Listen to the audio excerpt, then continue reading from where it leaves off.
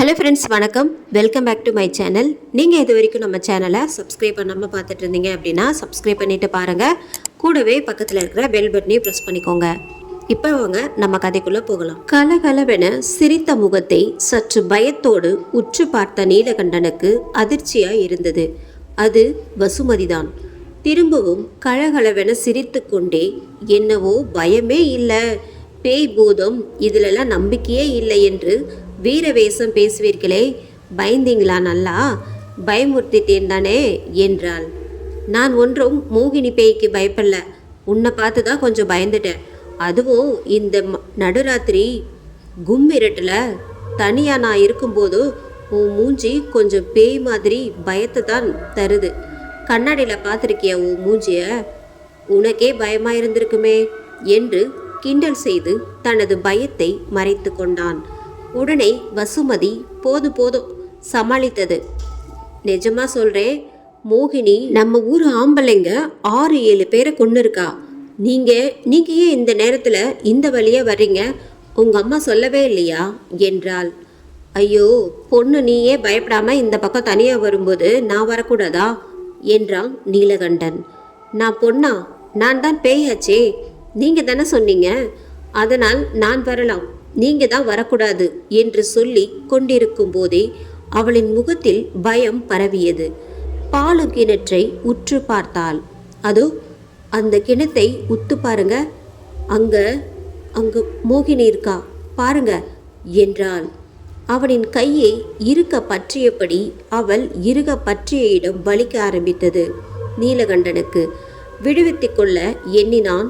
ஆனால் பாவம், மோகினி என்ற பயத்தில் அல்லவா இப்படி அழுத்துகிறாள் என்று எண்ணி வலியை பொறுத்து கொண்டான். ஐயோ சீக்கிரம் அங்கே பாருங்க, மோகினி கிணற்றிலிருந்து வெளியே வந்துட்டான். எப்படி தலைவிரி கோலமா முழிய உருட்டிக்கிட்டு கோபத்தோட உட்கார்ந்துருக்கா பாருங்க என்றபடி அவனின் தலையை பாலும் கிணறு இருக்கும் திசை நோக்கி திருப்பினாள். ஐயோ வசு, ஏன் இப்படி முரட்டுத்தனமாக திருப்புற? கழுத்தையே திருக்கிடுவ போலையே, ஓவரா பயமுறுத்துற வேற என்று சத்தம் போட்டவரின் பார்வை பாலும் கிணற்று திசையில் சென்றதும் அங்கேயே நின்றது. கிணற்றின் கைப்பிடி சுவற்றின் மேல் தலைமுடி விரித்தி தொங்கவிட்டபடி ஒரு காலை தொங்கவிட்டு ஒரு காலை மடக்கி குத்த வைத்து கொண்டு முகம் முழுவதும் இரத்த கரையோடு என்ற முனங்களோடு கையை இவன் பக்கம் நீட்டி அழைத்தது ஒரு உருவம். தடக் தடக் என்று நீலகண்டனின் இதயம் வேகமாக துடித்தது. வசு, வசு என்று அழைத்தான் நீலகண்டன். மறுபேச்சு இல்லை. கையும் கழுத்துமாய் ஒரேடியாய் வலித்தது. மறு கையால் இரண்டையும் நீவி விட்டபடி வசுமதியை நோக்கி திரும்பினான். அவளை அங்கே காணவில்லை. வா வா, கிட்டத்தில் வா என்ற கோரமான குரல் கேட்டது. நீலகண்டனின் மனம் அங்கே போகாதே என்று பயமுறுத்தியது. ஆனால் மூளை போய் பார், இல்லையென்றால் இதையெல்லாம் செய்பவர் யார் என்ற உண்மை எப்படி தெரிய வரும்? இந்த பித்தலாட்டத்தை எப்படி கண்டுபிடிப்பது என்று ஓங்கி கத்தியது. இந்த வசுமதி எங்கே போய் ஒளிந்து கொண்டாலோ? இவ்வளோ பயம் இருக்கிறவள் இங்கே ஏன் வர வேண்டுமோ என்று யோசித்து கொண்டே பாலங்கிணறை நோக்கி நடந்தான். பக்கத்தில் செல்லும் முன் தடக் என்ற சத்தத்தோடு கிணற்றின் சுற்றுச்சுவரில் இருந்து குதித்த அந்த உருவம் 4 காலில் தவழ்ந்தபடி இவனை நோக்கி சரக் என வந்து தவ்வி எழுந்து நின்றது. வா, 7வது ஆள் நீ. என் வாழ்க்கை நாசமாவதற்கு காரணமான இந்த ஊர் ஆம்பளதன நீயும் ஒருவன். உன்னை என்று ஆங்காரமாய் கத்திக்கொண்டு அவனின் கழுத்தை நோக்கி கையை நீட்டியது. ஒரு நொடி, ஒரே நொடிதான் முகத்தை பார்த்தான். மோகினி நீயா என்று அலறியே விட்டான். ஆமா, நானே தான்.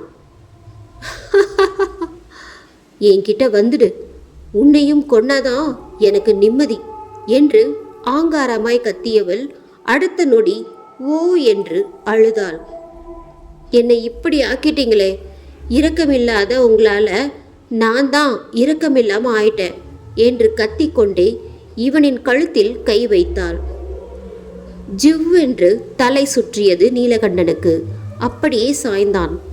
தள்ளி விட்டுட்டு போயிடு என்று கத்தல்கள் மாறி மாறி கேட்டது அவனுக்கு. தரையில் விழும் முன் தாங்கி பிடித்தது ஒரு கை. அவனை உலுக்கி, என்ன பயந்துட்டீங்களா என்றது. கண்களை திறக்க முடியாமல் திறந்தான் நீலகண்டன். இப்போது அந்த குரல் வசுமதியின் குரலாக இருந்தது. வசு, நீயா என்று கேட்டுக்கொண்டே கண்களை அகலத் திறந்து உற்று நோக்கினான். கலகலவென சிரித்தாள் வசுமதி. கோபமாக வந்தது நீலகண்டனுக்கு. ஏன் வசு இப்படி பண்ற? எதுக்கு இப்படி மாறி மாறி நடந்துக்கிற? எப்படி இப்படி சட்டுன்னு வேஷத்தை மாத்துற? என்னை பயமுறுத்தணும் அவ்வளோதானே? நல்லாவே பயந்துட்டேன், போதுமா? இப்ப சந்தோஷம் தானே? போதும் விளையாட்டெல்லாம், இதோடு நிறுத்திக்கோ என்று கோபமாக கத்தினான். ஒருவேளை இவள்தான் மோகினி வேடம் போட்டு கொண்டு மோகினியின் இறப்புக்கு பழிவாங்க அடுத்தடுத்து கொலை செய்கிறாளோ என்று அவன் மூளை யோசிக்க ஆரம்பித்தது. பயம் விலகி எழுந்து நடக்க ஆரம்பித்தான். கழுத்தும் கையும் வலித்து கொண்டே இருந்தது. சரி சரி, கோபம் வேண்டாம், இனி மோகினி வரமாட்டாள் என்று சிரித்தவள் நீலகண்டன் முறைப்பதை பார்த்து பேச்சை மாற்றினாள். நீங்க என்னமோ எனக்கு பைத்தியமே பிடிச்சிருந்தாலும் என்னத்தான் கட்டிப்பீங்கன்னு உங்க அம்மா கிட்ட சொன்னீங்களாமே, நிஜமாவா என்று கேட்டபடி அவனின் கையை பிடிக்க போனாள் வசுமதி. அவளின் கையை வேகமாக தட்டிவிட்டான் நீலகண்டன். என் கையை பிடிக்கிற வேலையெல்லாம் வேண்டாம், ஏற்கனவே நீ பேய் மாதிரி அழுத்து இன்னும் எனக்கு வலிக்குது என்று உதறி கொண்டான் கையை.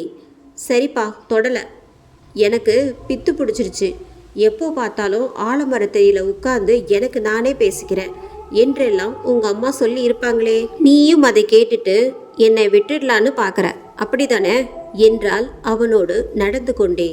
அப்போது அப்படி நினைக்கவில்லை, ஆனால் இப்போது இவள் கொலைகாரியோ இருந்துவிட்டால் என்ன செய்வது என்று அவன் மனம் யோசிக்க தொடங்கியது. மோகினியின் இறப்பால் கோபம் கொண்டு இவள்தான் அடுத்தடுத்து கொலை செய்கிறாளோ? என்ன செய்வது? எப்படி கண்டுபிடிப்பது? ஒருவேளை இவள்தான் என்று ஆகிவிட்டால், ஐயோ, அப்படி இருக்கக்கூடாது. என் வசுமதி கொலைகாரியாக இருந்துவிடக்கூடாது. உடல் நல குறைவென்றால் சரி செய்து விடலாம், மனநலக் குறைவை கூட அன்பால் குணமாக்கலாம். ஆனால் கொலை செய்தவள் எப்படி இவளை காப்பாற்றுவது என்று பலவாறு சிந்தித்து வருந்தினான் நீலகண்டன். என்ன அமைதியாகிட்டீங்க? உங்க அம்மா சொன்னதை வச்சு என்னை கை கழுவிட தானே நினைச்சிங்க என்றாள் வசுமதி வருத்தமான குரலில். இல்லை வசு, கண்டிப்பா இல்லை. உன்னைத்தான் திருமணம் செய்து கொள்வதென்று 4-5 வருஷத்துக்கு முன்னாலேயே முடிவெடுத்து விட்டேன். என்கிட்ட எந்த மாற்றமும் இல்லை என்றான் உறுதியான குரலில். உண்மையாவா? நிஜமாவா என்றாள் வசுமதி. இன்னமும் சந்தேகமா? இதோ இந்த பையில் உனக்காக சேலை கூட வாங்கி வந்திருக்கேன். உன்னோட அம்மா அப்பா கிட்ட இந்த முறை பேசிவிடலாம் என்றவன் பையை தேடினான். பையும் பெட்டியும் அவன் தலை சுற்றி கீழே விலை போன இடத்தில் கிடந்தன. ஆமா, நீ ஏன் வசு இந்த நேரத்தில் இங்கே வந்த என்று கேட்டுக்கொண்டே பை இருக்கும் திசை நோக்கி நடக்க தொடங்கினான். நில்லுங்க, அங்கெங்க போறீங்க என்று கத்தினாள் வசுமதி. உனக்கு வாங்கின சேலையையும் பெட்டியையும் எடுக்கத்தான். இல்லைனா நீ தான் நம்ப மாட்டேங்கிறியே. நான் என்னவோ மாறிட்டேன், அது இதுன்னு புலம்புறியே. சேலையை காட்டினாவது நம்புவல்ல என்றபடி நடந்தான். இல்லைங்க, உங்களை நம்புறேன். திரும்ப அந்த இடத்துக்கு போக வேண்டாம், எனக்கு பயமா இருக்கு என்று அவசரமாக தடுத்தாள் நீலகண்டனை. நீ நம்புற சரி, எனக்கு என்னோட பொருட்கள் வேணுமே, எடுத்து தானே ஆகணும். உனக்கு பயமா இருந்தா இங்கேயே இரு, நான் போய் எடுத்துட்டு வரேன் என்றவன் வேகமாக நடக்க வசுமதி செய்வது அறியாது அவன் பின்னால் நடக்க ஆரம்பித்தாள். ஆமா வசு, நான் கேட்டதுக்கு பதிலே சொல்ல மாட்டேங்கிறியே. நீ ஏன் இந்த இருட்டில் இந்த நேரத்தில் இந்த பாதைக்கு வந்த என்றான் திரும்பவும். உங்க அம்மா தான் சொன்னாங்க, நீங்க சொன்னா கேட்காம இந்த வழியில தான் இந்த நேரத்தில் ஒத்தையா வர்றீங்கன்னு. வசு, நீயாவது காப்பாத்து அவனன்னு புலம்பினாங்க. அதான் உங்களை மோகினி கிட்ட இருந்து காப்பாத்தலாமேன்னு வந்தேன் என்றாள் வசுமதி. கலகலவென சிரித்தான் நீலகண்டன். நீ என்ன சொன்ன? என்ன காப்பாத்த நீ வந்தியா என்று சிரித்தான். ஆனால் மனதுக்குள்ளே அவளின் பயத்தையும் மறந்து எனக்கு துணையாக வர வேண்டும் என்று நினைத்த அவளின் செய்கை அவனை பரவசப்படுத்தியது, குழப்பவும் செய்தது. தோள் பை இருந்த இடத்திற்கு வந்து பையை குனிந்து எடுத்தான். ஓ, இதில்தான் வச்சிருக்கீங்களா? அப்போ இப்பவே காமிங்க ப்ளீஸ் என்றாள் கெஞ்சலாக. இந்த இருட்டுலையா? எப்படி?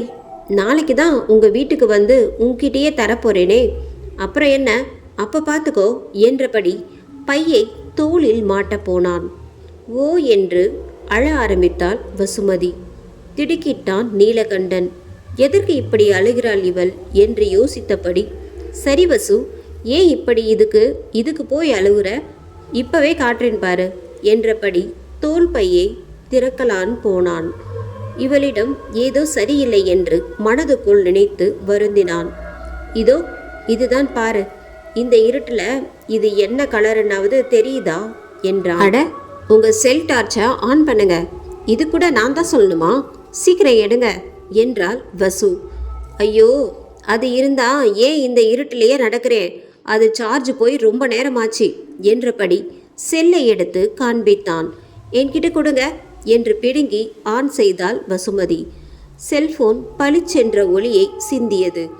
ஆச்சரியம் மாறாதவனாக சேலையை அவளிடம் தந்தான். ஆசையாக வாங்கியவள் தேம்பி தேம்பி அழ ஆரம்பித்தாள். பிறகு சட்டென்று மகிழ்ச்சி புன்னகை பூத்தாள். சேலையை தோளில் போட்டுக்கொண்டு அதற்கு முத்தம் கொடுத்தாள். என்ன வசு, சேலைக்கு மட்டும்தானா? சேலையை வாங்கி சுமந்த வந்தவனுக்கு கிடையாதா என்றான் கண்ணடித்தபடி நீலகண்டன். இவள் எங்கே முத்தம் தனக்கு தரப்போகிறாளோ என சும்மா கேட்டு பார்க்கலாம் என்ற நப்பாசையில், ஆனால் சற்றென்று அவன் கன்னத்தில் முத்தமிட்டாள் வசுமதி. முதல் முத்தம் இந்த இருட்டில் கிடைத்தது அவனுக்கு. ஆனால் ஏனோ உடம்பு முழுக்க ஜில் என்று ஆனது அவனுக்கு. இப்படிதான் இருக்குமோ என்று எண்ணிக்கொண்டான். இதற்கே இவ்வளவு சந்தோஷமா நான் இன்னொன்று வாங்கி தந்திருக்கேனே, அதை காட்டினா இன்னும் நிறைய முத்தங்கள் தருவாய் என்று சொன்னான் நீலகண்டன் ரசித்து கொண்டே. அப்படியா? அப்படி என்ன வாங்கியிருக்கீங்க, காமிங்க சீக்கிரம் என்று அவசரப்படுத்தினாள். இரு காண்பிக்கிறேன் என்றவன் குங்குமச்சிமிலை எடுத்தான். ஓ என்று அழுகையோடு ஓடி வந்து கட்டி கொண்டாள்.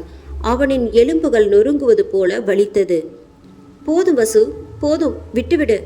அப்ப இப்படியா இருக்குவது, எலும்பே உடஞ்சிடு போல என்றவன் வசுமதியின் கைகளை விலக்கினான். அவள் மேனி ஜில் என்று இருப்பதாய் உணர்ந்தான். குளிரில் ஜில்லென்றிருக்கும் என்று சமாதானம் அடைந்தான். ஆனால் இவளுக்கு எப்படி இவ்வளவு பலம் என்று யோசித்தான். அவனிடமிருந்து விலகியவள் குங்குமத்தை வச்சு விடுங்க ப்ளீஸ், இப்போதே என்று அடம் பிடித்தாள். சரி, நெற்றியை காட்டு என்றபடி சிமிலை திறந்து குங்குமத்தை விரலில் எடுத்து அவளின் முகத்திற்கு நேராக கொண்டு சென்றான். குங்குமத்தை வசுமதியின் நெற்றியில் வைக்க போன நீலகண்டனுக்கு தோதாக செல் டார்ச்சை முகத்தில் காட்டிய வண்ணம் நின்றிருந்தாள் அவள். ஐயோ என்று அலறியே விட்டான் நீலகண்டன். முகம் முழுவதுமாய் இரத்த கரைகளோடு விழி பிதுங்கி கன்னத்து எலும்பு வெளியில் துருத்தி கொண்டு கோபக்கனல் கக்கியபடி விகாரமான தோற்றத்தோடு மோகினி நின்று கொண்டிருந்தாள். வெடுக்கென கையை இழுத்து கொண்டான். கையில் இருந்த குங்குமச்சிமில் கீழே விழுந்து சிதறியது குங்குமம். வசு, என்ன விளையாட்டு இது? எதுக்காக இப்படியெல்லாம் முகத்தை மாத்துற? இதெல்லாம் எப்படி முடியுது? நீதானே இத்தனை கொலையும் செஞ்ச. ஐயோ, நான் என்ன செய்யறது? என்னென்னவோ மனக்கோட்டையெல்லாம் கட்டி வச்சிருந்தேனே, எல்லாமே வீணா போச்சே என்று கத்திக்கொண்டு அவளை பிடித்து உலுக்கினான். அவளின் உடம்பு ஜில் என்று மரக்கட்டை போல இருந்தது. அவளின் கை அவனின் கழுத்து நோக்கி நீண்டது. சுதாரித்து ஒதுங்க போன அவனை யாரோ பின்னால் பிடித்து வேகமாக இழுத்தார்கள். குழம்பினான் நீலகண்டன். தன்னை இழுப்பது யார் என்று பார்க்க திரும்பினால் பின்னால் யாரும் இல்லை. அதற்குள் மோகினியின் கன்னத்தை ஓங்கி அடிக்கும் சத்தம் கேட்டது. அவளை அவள் கன்னத்தில் மாறி மாறி அடித்தார்கள். அவள் மிகவும் ஆங்காரமான குரலில், ஏண்டி நீ இவனை காப்பாற்ற பார்க்குறியா? என்னுடைய தானே சுத்துன, நான் தானே உனக்கு ரொம்ப பிரியமானவளா இருந்தேன். எனக்கு ஒன்றுனா நீ அப்படியே துடிப்பேன்ல நினச்சேன். என்னோட கொலைக்கு பழி வாங்குவேன்னு நினச்சேன். ஆனால் நீயோ எனக்கு துரோகம் செய்ய பார்க்குறியா? நீயும் இந்த பாவிங்களோட சேர்ந்துட்டியா என்று கத்தினாள் மோகினி. இவள் யாரோட பேசுகிறாள்? யார் இவளை அடிப்பது? குழம்பினான் நீலகண்டன். அவனின் பின்னால் இருந்து, என்னை மன்னிச்சிடு மோகினி, இவரை மட்டும் விட்டுடு, இவர்தான் என்னோட உயிர்னு உனக்கு தான் தெரியுமே, எனக்காக விட்டுடு, நான் தானே உனக்கும் பிரியமான ஃப்ரெண்ட், எனக்காக விட்டுடு ப்ளீஸ், இதுக்கப்புறம் உன் வழியில் தடையா வரவே மாட்டேன், ப்ளீஸ் மோகினி என்று கெஞ்சும் குரல் அழுகியோடு ஒலித்தது. குழப்பம் மேலும் கூடியது நீலகண்டனுக்கு. என் கோவத்தை, என் பழி வாங்கும் வேலையை செய்ய விடாம தடுக்கிறியே, என்னோட அநியாயமான சாவுக்கு காரணமான இந்த ஊர் ஆளுங்களை ஒருத்தன் தானே இவனும், இவனை என்று அலறியபடி நீலகண்டனை ஓங்கி ஒரு அறை விட்டாள். பெரிய பாறாங்கல் முகத்தில் விழுந்த உணர்வு ஏற்பட்டது அவனுக்கு. வழியால் துடித்தான். மோகினி, என்ன செய்யற? அவரை விட போறியா இல்லையா? என்னையும் சேர்த்து பழி வாங்க போறியா? அவரை மட்டும் இப்ப நீ விடல, உன்னிடம் இனி எப்போதும் பேசவே மாட்டேன், என்னிடம் நீ வரவே கூடாது, என்னையும் மறந்துவிடு என்று அடித்தொண்டையில் கத்திய குரலில் ஆடிப்போனான் நீலகண்டன். வசுமதியின் குரலா இது என்று குழம்பியும் போனான். மோகினி ஓ என்று அழுது கொண்டே பித்து பிடித்தவளாய் பாலங்கிணறு நோக்கி ஓடினாள். வசுமதி தான் மாறி மாறி பேசுகிறாள், நடிக்கிறாள் என்று நினைத்த நீலகண்டன், நில்லு வசு, நில்லு, ஓடாத என்று அலறிக்கொண்டே பின்னாலேயே ஓடப்போனான். பின்னால் இருந்து படுவேகமாக இழுத்தது ஒரு கை. வந்துடுங்க வந்துடுங்க என்று வேகமாக கத்திக்கொண்டு அவனை தரதரவென இழுத்தது ஒரு உருவம். திரும்பி யார் தன்னை இழுக்கிறார்கள் என்று பார்த்தான். இப்போது வசுமதி தான் இழுத்தாள். இவ்வளவு நேரம் எப்படி தன் கண்ணுக்கு தெரியாமல் போனால்? என்ன நடக்கிறது இங்க என்று திமிர முயன்றான். ஆனால் அவனால் அவள் பிடியில் இருந்து அசையக்கூட முடியவில்லை. இது வசுமதி என்றால் கிணற்றை நோக்கி யார் ஓடுவது? அந்த பக்கம் தலையை மட்டும் திருப்பினான். மோகினி அங்கு ஓடியபடி இருந்தாள். ஓடியவள் திரும்பி இவனை ஒரு முறை முறைத்து பார்த்தாள். ஓவென அழுதாள். சரக்கென்று கிணற்றின் கைப்பிடி சுவற்றில் ஏறி ஆங்காரமாய் வயல்காடே அதிரும்படி கழகழவென சிரித்தாள். பின் தடால் என குதித்து விட்டாள் கிணற்றுக்குள்ளே. அதிர்ந்து போனான் நீலகண்டன். தலை சுற்ற ஆரம்பித்தது. அவனை தரதரவென இழுத்து வந்தாள் வசுமதி. பாதையிலேயே மயக்க நிலைக்கு வந்துவிட்ட நீலகண்டனை ஆலமரத்தடியில் பொத்தென போட்டுவிட்டு ஓடிவிட்டாள். எவ்வளவு நேரம் அங்கேயே கிடந்தானோ திடீரென்று நினைவு திரும்பியது. சுதாரித்து எழ முயன்றான். உடம்பெல்லாம் வலித்தது. ஒவ்வொரு எலும்பும் தனித்தனியாக வலித்தது. ஒன்றுமே புரியவில்லை அவனுக்கு. மரத்திற்கு பின்னால் ஓடியது வசுமதி என்றால் கிணற்றுக்குள்ளே குதித்தது யார்? மோகினியா? அப்போது பேயாக மோகினி வந்தாள் என்பதும் அடுத்தடுத்து அனைவரையும் பழிவாங்குகிறாள் என்பதும் உண்மைதானா? என்னை ஏன் இப்படி ஆலமரத்தடியில் அம்போன்னு என்னை விட்டுவிட்டு வசுமதி ஓடிவிட்டாள்?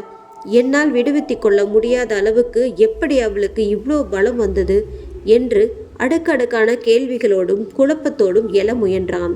அவனால் அசையவே முடியவில்லை. அப்படியே அங்கேயே திரும்பவும் மயங்கினான். ஐயோ, சொல்ல சொல்ல கேட்காம அந்த வழியில் வந்து இப்படி கிடக்கிறானே, நல்ல வேலை உசுரோடவாது இருக்கானே. கடவுளே, நீ என்னோட வேண்டுதலை நிறைவேற்றிட்ட. உனக்கு நாளைக்கே வந்து அங்க பிரதட்சணம் பண்றேன் என்ற அழுகுரலில் திடுக்கென்று விழித்தான். நிலா என்று கதறிக்கொண்டே அவனின் அம்மா அவனை அணைத்தாள். அம்மாவின் மடியில் அவனின் வீட்டில் இருப்பதை உணர்ந்தான். சுற்றிலும் நிறைய பேர் நின்று கொண்டிருந்தனர். கன்னம் சுளீர் என்று வலித்தது. உடம்பு கூட 10 பேர் அடித்தது போல ஓய்ந்து கிடந்தது. ஆலமரத்தடியில் இருந்து இவர்கள்தான் தன்னை தூக்கி கொண்டு வந்திருக்க வேண்டும் என்று நினைத்து கொண்டான். தம்பி, நல்லா இருக்கீங்களா? நீங்க கிடந்ததை பார்த்ததும் பதறிவிட்டோம். உடம்பு முறுக்கிக்கிட்டு கிடந்தீங்க. முன்னாடி செத்தவங்க கிணத்துக்குள்ள எப்படி கிடந்தாங்களோ அதே மாதிரி. ஆனா நீங்க அந்த ஆலமரம் இருந்துச்சு, அங்க கிடந்தீங்க. உசுரோட இருப்பீங்கன்னு நினைச்சு கூட பார்க்கல தம்பி. நல்ல வேலை பொழைச்சிட்டீங்க. நல்லா சாப்பிட்டு ஓய்வேடுங்க. சாயங்காலமா வந்து பார்க்குறோம். நிறைய விஷயம் கேட்கணும் உங்ககிட்ட என்று இவனிடம் கூறிவிட்டு, அம்மா, இவன் கன்னத்துல பாருங்க, மோகினியோட கை பதிஞ்சு வீங்கி கிடக்கு. மருந்து போடுங்க, பத்திரமா பார்த்துக்கோங்க, நாங்க வரோம் என்று அம்மாவிடம் விடை பெற்று சென்று விட்டனர். அந்த இரவு, அந்த 20 நிமிடங்கள் என்னென்னவோ நடந்து விட்டதே. மோகினிதான் பேயாக வந்தாளோ என்று எண்ணியவனின் உடம்பு ஒரு கணம் பயத்தில் குலுங்கியது. பயந்தே போனான் அவனின் அம்மா. பூஜை அறையை நோக்கி ஓடிய கை நிறைய திருநீர் கொண்டு வந்து அவனின் நெற்றியிலும் கன்னத்திலும் கைகளிலும் பூசினாள். கடவுளே, என் புள்ளைய இது வரைக்கும் பத்திரமா கொண்டாந்து சேர்த்துட்ட. உனக்கு எப்படி நன்றி சொல்றதுன்னே எனக்கு தெரியல. அங்க பிரதட்சணம் செஞ்சிடுறேன். இனிமேலும் இவனை நல்லா பத்திரமா ஆரோக்கியமா வச்சிருப்பா கடவுளே என்று வேண்டினாள். மோகினி, உனக்கும் தாண்டி அம்மா, உன்னையும் தானே கெஞ்சி கெஞ்சி வேண்டினேன். மனம் இறங்கி விட்டுட்டாய் தாயே. உன்னையும் என் உசுறு இருக்கிற வரைக்கும் மறக்காம குலதெய்வமா கும்பிடுவேன் என்று கூறியபடி கண்ணீர் சிந்தினாள். தெய்வமே, நீதான் என் பிள்ளைக்கு துணையா வந்திருக்க என்றபடி கையை தலைக்கு மேலே குவித்து கும்பிட்டாள். அம்மா, நானே நல்லா குழம்பி போயிருக்கேன், நீ வேற குழப்பாத.